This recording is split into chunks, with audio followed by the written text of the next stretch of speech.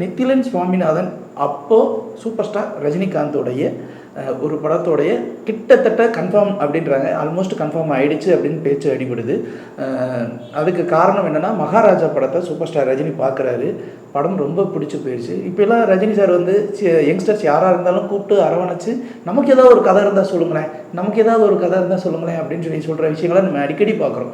அந்த மாதிரி இவர் ஒரு கதை சொல்லியிருக்காரு. அந்த கதை வந்து ரஜினி சாருக்கு ரொம்ப பிடிச்சி போய் 2 பேருக்கும் ஓரளவுக்கு வந்து கன்ஃபார்ம் ஆகிட்டாங்க.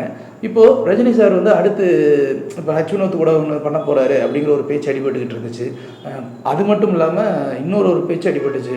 விஜய் யாரெல்லாம் டேரக்டர்னு வச்சு படம் எடுத்து ஹிட்டு கொடுக்குறாரோ அந்த டேரக்டர்லாம் ரஜினியும் பண்ணுறாரு.